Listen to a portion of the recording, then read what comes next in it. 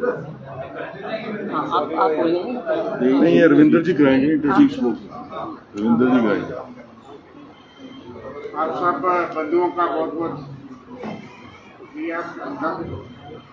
हमारे बीच में अखिल भारतीय कांग्रेस कमेटी, भारतीय राष्ट्रीय कांग्रेस की तरफ से स्पोक्स पर्सन डॉली शर्मा जी पहुंच गई है और अभी देवाशीष गारिया जी वो भी ऑन वे हैं। 5-7 मिनट में वो भी बीच में हमारे होंगे। ये आपसे खाती होंगी। अमर बल्ला जी हमारे वर्किंग प्रेसिडेंट हैं। विजय सानी जी बहुत सीनियर साथी है हमारे, महामंत्री जिला भी और साका मंत्री मनमोहन सिंह जी,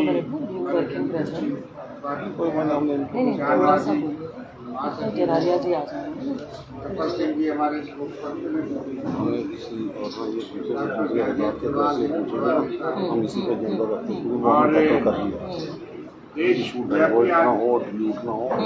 देश भर में आज जो हमारा 4 तारीख को रामलीला मैदान दिल्ली में जो बहुत बड़ी हल्लाफोल हो रहा है, उसके बारे में देश की स्थिति के बारे में आपको डॉली शर्मा जी अवगत कराएंगे।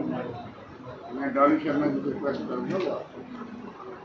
यहाँ उपस्थित इस प्रेस क्लब में सभी हमारे जितने भी मीडिया बंधु हैं, मेरी बहनें हैं, सबको बहुत बहुत नमस्कार। आज आप सब यहाँ आए हैं। आज की प्रेस का जो अहम मुद्दा है वो है महंगाई, कमर तोड़ती महंगाई। भाजपा की सरकार हमेशा से ये कहती आई थी 2014 के बाद से कि सबका साथ सबका विकास, और इसमें 2019 में उन्होंने एक पंक्ति और जोड़ी, सबका विश्वास। लेकिन 2022 में आज हमें समझ में आता है न सबका साथ है, न सबका विकास है, न सबका विश्वास है, सिर्फ सबका सत्यानाश है। सबका सत्यानाश कैसे है? क्योंकि एक महिला हूं तो शुरू करूंगी में रोज कहा घर घर सिलेंडर बांट दिए, घर घर सिलेंडर बांट दिए। आज उज्ज्वला प्रतिशत महिलाओं ने दी है। क्यों? 1063 की महिलाओं, गरीब महिलाओं की वो फिर से चूल्हा जलाने पे आमादा हो गई हैं, मजबूर हो गई हैं। क्या करें? मैंने जैसे कहा, इस सरकार ने बेरोजगार युवाओं को आपके सामने यहाँ देखिए किस तरीके से घोटाला हुआ है, घोटाले हुए हैं आपके सामने। जिस तरीके से यहाँ घोटाले आए हैं किसी से छुपा नहीं है। जेई के एग्जाम्स करा दिए और रिजल्ट्स के नाम पे क्या मिला? झुंझुना। क्या मिला? यहाँ युवा, मैं अभी आ रही थी एयरपोर्ट से, स्मार्ट सिटी के नाम पर जम्मू के युवाओं को दिया क्या? रोजगार के नाम पे कुछ नहीं। यहाँ के एक बारिश में जिस तरीके से पानी आपके घर में घुस जाता है, बिजली का यहाँ क्या हाल? घरों में लाइट नहीं आती है, जबकि जम्मू कश्मीर खुद बिजली का इतना बड़ा जम्मू कश्मीर का खुद का उत्पादन है। आज जम्मू कश्मीर का व्यक्ति बिजली के लिए तरस रहा है। बिजली नहीं महोत्सव है, मिलती नहीं है उनको बिजली। आप उसके बाद देखिए राहुल गांधी जी पेट्रोल, डीजल, रसोई गैस के दाम पर आप देखिए किस तरीके से जीएसटी लाद दी गई है देश के लोगों को। और तो और आप सोचिए, दही छाछ। देश के इतिहास में ये प्रधानमंत्री जो कहते थे कि कभी भी आटा पे, दाल पे, चावल पे जीएसटी नहीं लगनी चाहिए, लेकिन आज देखिए आप हर चीज पर जीएसटी। भरण पोषण होगा कहां से? उनके घर में रोजगार है नहीं। रोजगार है जिस तरीके से फल, सब्जी, रसोई गैस, इन सब के दाम बढ़े, उस दालों के दाम बढ़े, रिफाइंड तेल के, सरसों के तेल के दाम बढ़े, क्या उस तरीके से देश के लोगों की आमदनी बढ़ी? नहीं बढ़ी। मैंने देखा एक बहुत बड़े बड़े बोर्ड्स लगा रखे हैं, वो पर्पल कलर के बोर्ड्स, विकास के लिए, लेकिन वो विकास आए एक बारिश में आपने अपने घरों में तैरता देखा है। आप इत्तेफाक रखेंगे मेरी इस बात से।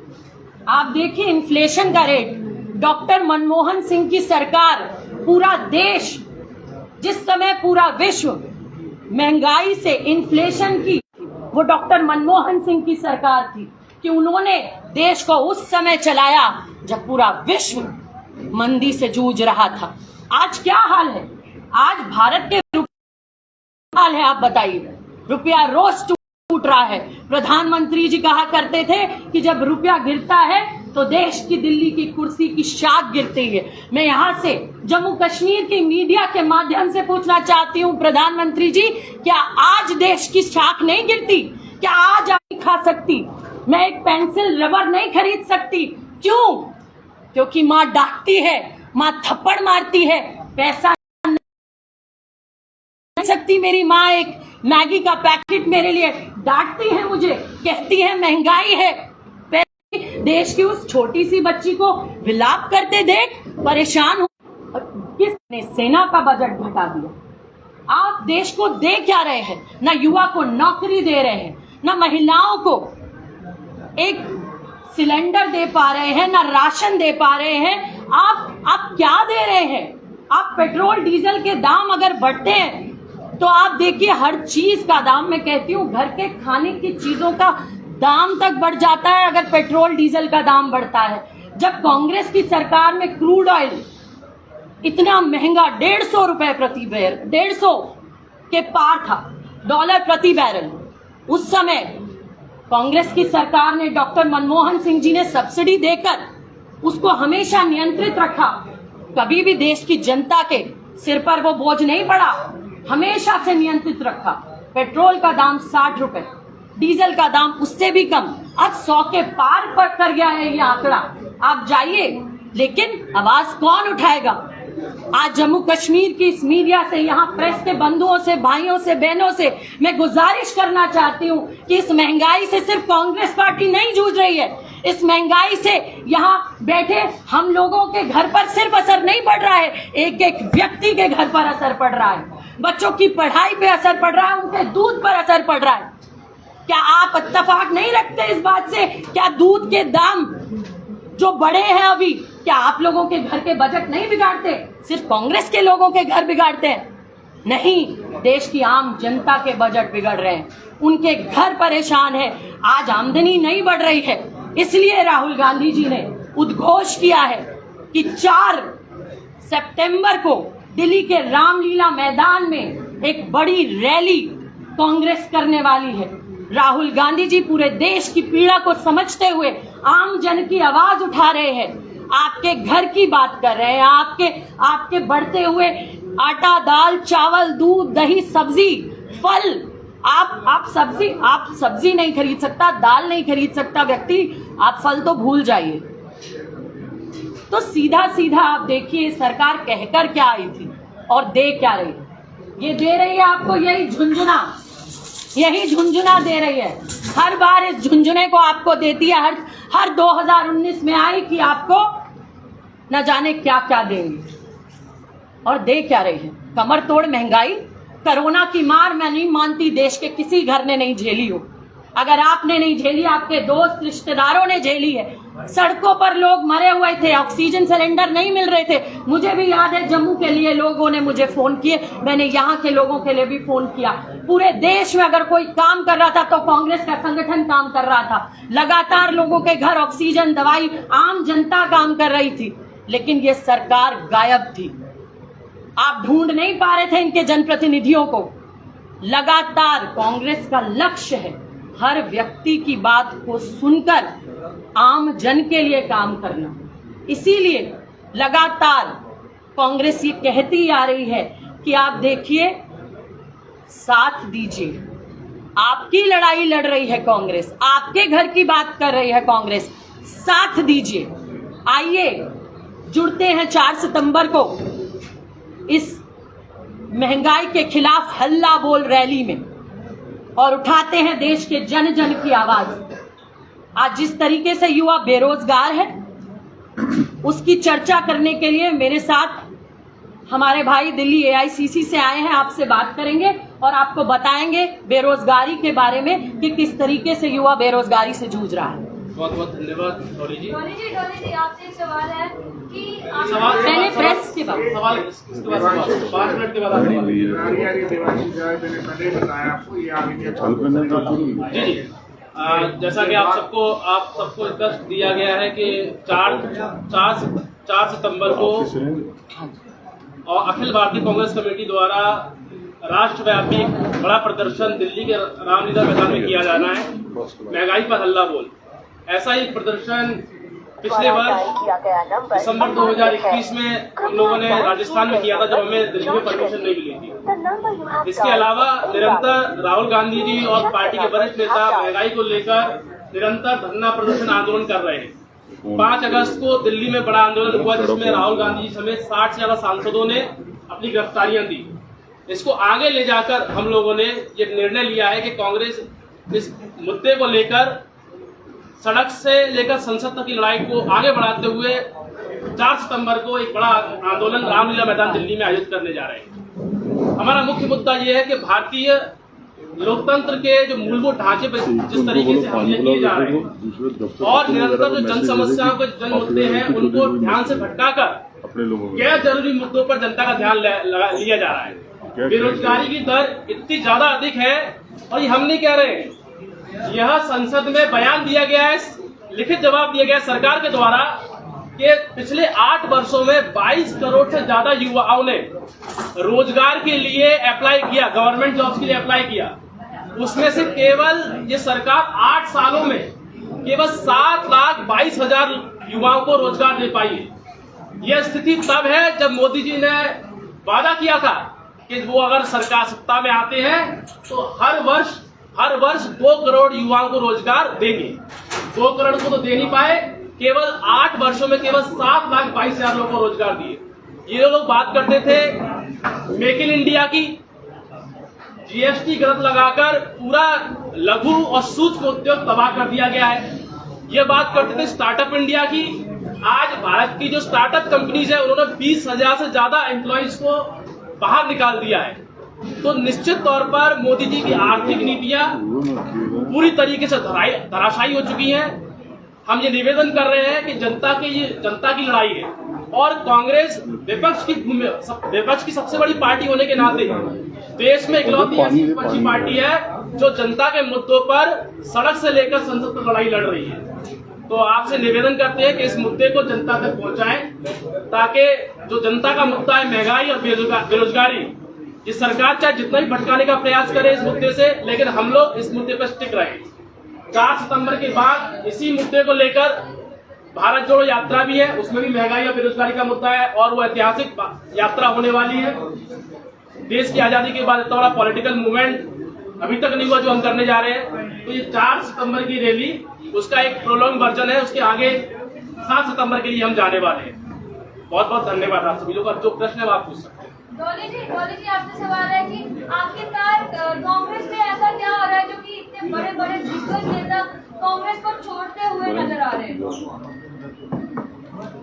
देखिए, कांग्रेस में कुछ नहीं हो रहा। कांग्रेस एक बहुत बड़ा परिवार है, और हम यहाँ महंगाई और बेरोजगारी पर बात करने आए हैं, क्योंकि इस समय देश की जनता के महंगाई और बेरोजगारी के मुद्दे सबसे बड़े हैं। मैं मानती हूँ आपका घर भी इस चीज से जूझ रहा होगा कहीं ना कहीं, तो ये मुद्दा आज सबसे बड़ा है, और हमें मुझे लगता है इस प्रेस वार्ता को महंगाई और बेरोजगारी पर रखना चाहिए, ताकि देश के जन जन की आवाज को हम उठाएं। आपको लगता है कि बड़े-बड़े नेता पार्टी में बढ़ेगा तो कोई फर्क नहीं पड़ेगा पार्टी? देखिए, मैंने क्या कहा, ये एक बहुत बड़ा परिवार है, ये एक बहुत बड़ा परिवार है, और मुझे लगता है जनता के मुद्दे आज सबसे ज्यादा अहम और महत्वपूर्ण है। महंगाई से आज सबकी कमर टूट रही, और आप इस बात को समझिए, जानिए कि देश में ये सबसे बड़ा मुद्दा है महंगाई, और इसी बात के लिए हम रैली कर रहे हैं 4 सितंबर को दिल्ली के रामलीला मैदान में। इसीलिए ये प्रेस वार्ता रखी गई है। और मैम, जो जनता की लड़ाई लड़ता है वही नेता बनता है। और जी एक सवाल आपसे करना चाहूंगा, जहाँ 2014 में जहाँ पे मोदी जी की सरकार आई थी, इससे पहले पेट्रोल अगर बोले मनमोहन सरकार में 70 रुपए लीटर जो पेट्रोल मिलता था, जहाँ पे 150 रुपए बैरल होता था तो भी 70 रुपए प्रति लीटर पेट्रोल मिलता था। अगर आज 100 रुपए लीटर पेट्रोल मिल रहा है और कांग्रेस कह रही है कि महंगाई जो है मनमोहन सरकार पर सही थी, तो क्या वजह है कि कांग्रेस के अंदर ही इतना जो है विपक्ष की बात तो बात की बात है, लेकिन अंदर ही इतना रोमचोट मचा हुआ है कि अंदर जो आपस में जो कांग्रेस के अंदर है, कहीं ना कहीं जो विपक्ष का रूप जो कांग्रेस को देना चाहिए वो पूरी तरह से दे नहीं पाई कांग्रेस। देखिए, मैं समझती हूँ आप सब यहाँ हर विषय के जानकार हैं, क्योंकि आप प्रेस से आते हैं। आप मुझे एक नेता का नाम बताइए पूरे देश में राहुल गांधी के अलावा जो आज बढ़ती महंगाई पे चर्चा कर रहा हो, जो बेरोजगार युवा की लड़ाई लड़ रहा हो, जो उज्ज्वला गैस योजना से पीड़ित महिलाओं की बात कर रहा हो। अगर उस चीज पर गिरफ्तारी दिल्ली में लगातार कोई दे रहा है, प्रदर्शन कोई कर रहा है, तो एक नेता है वो राहुल गांधी। और मुझे लगता है इस समय हम सबको उनका साथ देकर देश की जनता की लड़ाई लड़नी चाहिए। कांग्रेस अध्यक्ष को भी अब चुनना है, तो किसको देखने आगे? देखिए, ये कांग्रेस का एक चुनाव है। जिस तरीके से नॉमिनेशन की प्रक्रिया रखी गई है, तो किसी को भी नॉमिनेशन फॉर्म भरने का हक है। देखते हैं किन किन के नॉमिनेशन आएंगे और कौन जीतकर अध्यक्ष बनेगा। राहुल गांधी का नाम, राहुल गांधी जी ने साफ कहा है और उन्होंने 2019 में यही कहकर इस्तीफा दिया था कि मैं जिम्मेदारी लेता हूं और मैं अध्यक्ष पद पर नहीं रहना चाहता हूं। तो देखिए कौन कौन नॉमिनेशन भरता है। दो छोटे से सवाल हैं हमारे। एक तो ये कांग्रेस अध्यक्ष को देखिए, प्रेसिडेंट को देखिए, और the questions have been raised regarding the transparency by Anand Sharma. So where you want that we should show a kind of a confidence towards the party, asking people, but your own people are raising questions, saying there is no transparency regarding the electoral rolls, there is no transparency about that people have not been informed about that. तो आप इस पे क्या कहना चाहेंगे? See, you give me one family, you know, जिसके अंदर लड़ाइयाँ नहीं होती, झगड़े नहीं होते, लेकिन परिवार है, चलता रहता है और चलता रहेगा, बढ़ता रहेगा। कोई रूठेगा, कोई मनेगा, कोई आगे जाएगा। तो मुझे लगता है जनता के मुद्दे के लिए हर पार्टी यहाँ खड़ी है और हम जनता के मुद्दों पर यहाँ बैठे हैं और उनकी लड़ाई लड़ना चाहते हैं, और आप भी हमारा साथ दीजिए। बोलो, ये क्वेश्चन नहीं है यार।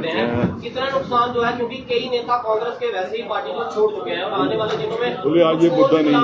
के साथ यूनिट रहेगा। क्या लगता है कांग्रेस को इससे जम्मू कश्मीर के इलेक्शन में कितना नुकसान हो सकता है? आज का मुद्दा गुलाम नबी आजादी है। देखिए, उनके मुद्दे पर पार्टी ने ऑलरेडी बहुत सारी प्रतिक्रियाएं दे दी है। आज का जो देखिए ये आज का मुद्दा है। एलपीजी के दाम 2014 में थे 410, 2022 में है 1053 से 1240। पेट्रोल का दाम आप देखिए 40% तक बढ़ गया, डीजल का दाम 75% बढ़ गया, सरसों के तेल का दाम 122% बढ़ा, आटे का दाम 81% बढ़ गया, दूध का दाम 71% बढ़ गया। मैं समझती हूँ सबके घर को प्रभावित कर रहा होगा। तो ये मुद्दा है। चलिए चाय पीते हैं यार। एक बात मैं कहना चाहूँगा कि आज जम्मू बंद, ये आपको पता है, और तीन जम्मू के हड़ताल पे है, युवा राज्यसभा हमारे राजनीतिक की छुट्टी पे हड़ताल पे है।